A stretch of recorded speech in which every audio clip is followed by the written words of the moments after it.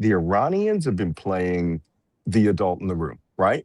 They know now that they are in the high seat, so they can keep things consistent. And the places where there's going to be distraction is always going to be the status of the Strait of Hormuz and the nuclear materials themselves, right? 450 kilograms of 60% highly enriched uranium.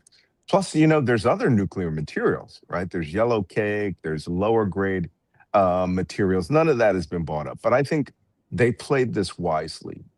Trump, we've been saying this for weeks now, is desperate for an off ramp. And last week, it looked like the donors that came to him were from the oil industry. Like this whole thing's going to collapse, economically.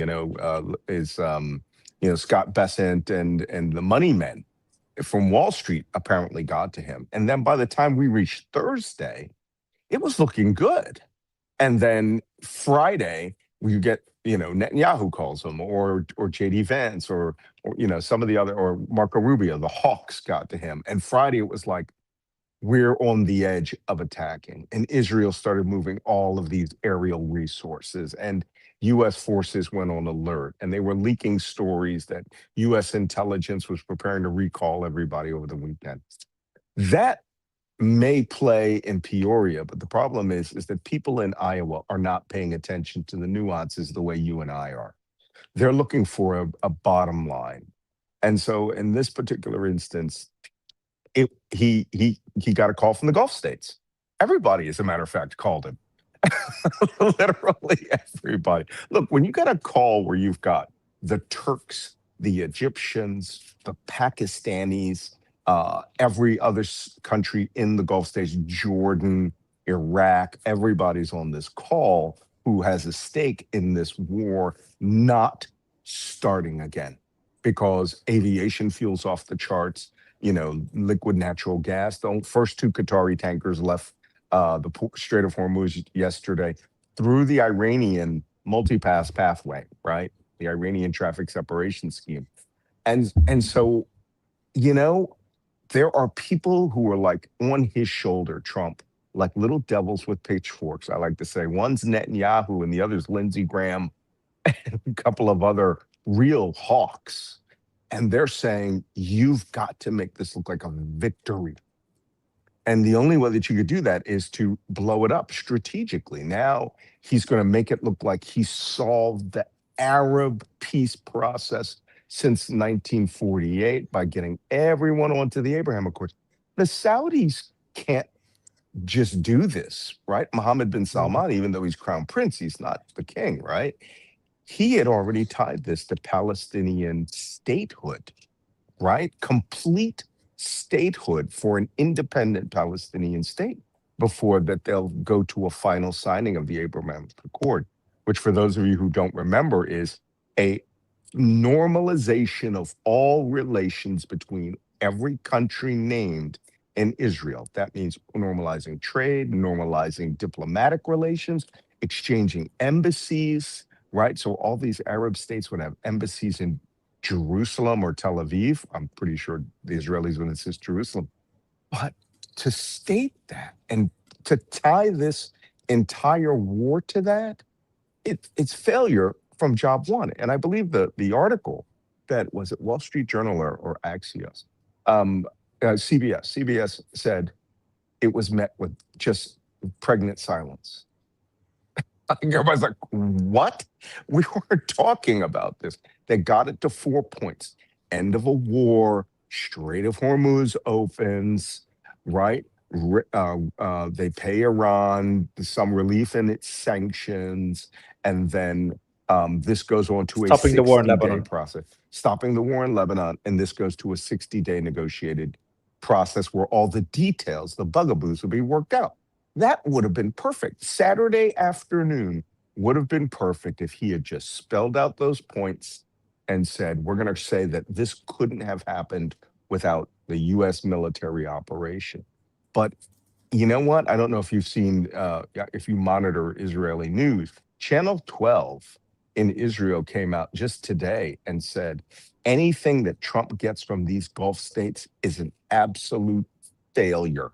The United States loses this war. Now, this is an Israeli channel favored by Netanyahu to come right out and say the Americans are losers. And what word Yeah, I saw affects that. Yeah, Trump more than anything? What word yeah, affects Trump more than anything? The word loser, yeah. right? And to have, Ynet did the same thing today. Another report an hour ago said the same thing. It'll be a humiliation, I think they said, to Trump oh, if this deal happens. they're playing the margins here, right? They're working the ref, not even the ref, they're working the judge, because Trump is the ultimate decision maker or breaker of this deal. If the And the ceasefire IRG, includes, listen to this, Ynet, if the ceasefire includes lifting the naval blockade, Trump will make a joke of himself. Ynet. oh, gee. Well, the way that they characterized that was that lifting of the naval blockade means that you have no force in place to do anything else. But Trump had already stated, or the Americans, whoever was the negotiators, had stated that U.S. force will remain in place until the end of the 60-day negotiations. So long as you have the option to maintain negotiations and keep U.S. forces there, unfortunately, who are, by the way, are not going into the Arabian Gulf, or Persian Gulf, whichever one you want to call it. They're not going in there. There's no port visits to Dubai here. Right, when this goes on. It's a military operation that will continue for another 60 days or so, to give Trump the leverage that MAGA needs and Netanyahu needs to believe that they are in a position of strength. But Iran comes out of this exactly as, okay, that's not true. They went into this, they lost 20% of their ballistic missile capability. They lost 70% of their manufacturing capability, which is just building, right? You can buy machinery and stuff like that, but they've come out stronger, a harder line government. A IRGC is solidly in control of Iran now, Yeah. not a component of a multi-dimensional government. No, they run Iran now. I thought it was quite clever. We saw this about 10 weeks ago, when they came out and made their original proposal that Oman and Iran would negotiate over, the fees to get through the Strait of Hormuz, because a lot of people don't realize the Strait of Hormuz is not an international waterway, despite what you think. International people use it, but it's only 24 miles long, and Iran controls the top 24, and Oman controls the 12. bottom 24.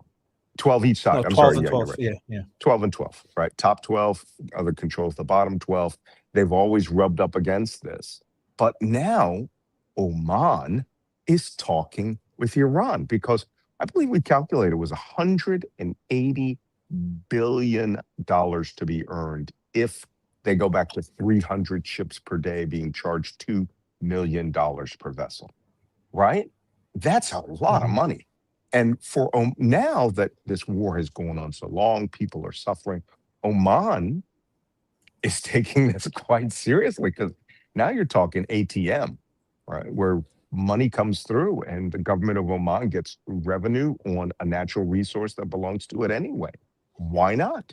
So Iran stated yesterday, the foreign ministry through Faris News stated that, this is a matter, a regional matter between Oman and Iran. And yes, they You know? did. They did. Very good point. Tasnim, I'm just waiting for the right time to jump in, Malcolm. Just as you Jump. started speaking, Tasnim News put out a report citing a military source, states that technical investigations by Iran's armed forces indicate that Israel carried out several drone attacks against the UAE over the past few weeks under the guise of false flag operations with the intention of provoking the Emiratis. BS or true? I'd find that hard to believe. That's hard to believe. Look, because it's too much to lose and not much to gain. They're trying to back off from that hit at Baraka, and we know that exactly. they were fired from from Iraq. Iraq. They weren't fired from there, but that's how Qasem Soleimani would have done it, right? The master of asymmetric warfare and terrorism. I mean, if he had really wanted to do it, the Iranians really wanted to be clever. They could have gotten the Yemenis to fire them. And the reason they do it out of Iraq as well, not only strategically, but also it's a good way to kind of make it seem everyone's like, oh, Israel has 2 bases in Iraq. It must be the Israelis. The I see. Iranians are Yeah. smart. Yeah. Yeah, there's the report of the To bases false in Iraq. flag it. Exactly. Yeah. Well, I just think the but reason those I don't think it's bases a are false gone. flag, Yeah. the reason I don't think it's a false flag, Israel's kings are false flags. I just think that Mhm. there's not much to gain. And if the UAE finds out it's Israel, it ruins years of trying to build a good relation between the two. They're too Yeah. close Yeah. together to do this. No one would And have it won't achieve authorized anything. that. No, no. Yeah. But it gives, by having it launched from Iraq by Hashid Shabi militias, gives them the level of deniability that is what this is about. And look, Yeah. it's not like somebody's going to find those shaheeds and go, oh, well, these shaheeds were captured by the U.S. Army, a year ago and remanufactured. It doesn't work like that. It's Occam's razor, right? The most simplest solution is Oh, invariably wow. the truth. There's so much happening. Daily Mail just reported Vance is Mm. considering abandoning a presidential run in 2028. Well, that's interesting. You know what? That's probably So a much trial happening. balloon too, because the only reason Vance would abandon a run is because Trump has chosen someone as a successor, right? And it Oh, ain't Marco Rubio. He's never gonna, you know. Maybe the funny thing about now we're shifting back to U.S. politics. I used to do a podcast every week with Lev Parnas and Michael Cohen, both who worked for Trump and went to prison I know for both. Yeah. Trump. And those guys, they know his game.